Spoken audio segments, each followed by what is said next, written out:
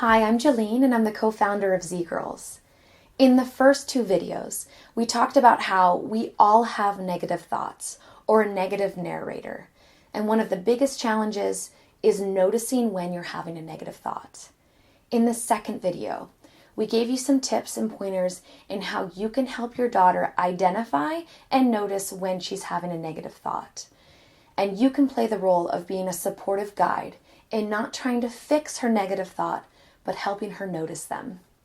In this video, we're going to talk about how you can help your daughter distance herself from her negative thoughts. Why is this important?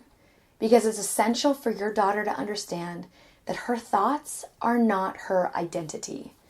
Just because she's having a negative thought does not mean that she is a negative person. In a separate, non-heated or non-negative moment, brainstorm with your daughter names that she can use to identify her negative narrator. Now, it may seem silly, but it's actually really effective. And if your daughter can come up with a name that identifies her negative thoughts as something separate from her or someone different than her, it will help her distance herself from her negative thoughts.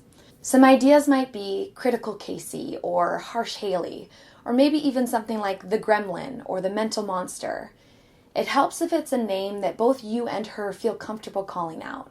So when you hear her say, "I'm terrible at shooting," you can say, "It sounds like the Gremlin," or she can identify with the fact that Harsh Haley is around. This is just one idea or one approach to help your daughter notice when she's having a negative thought and to distance herself from that thought. If your daughter's resistant to this, it's okay. There's no need to push it on her.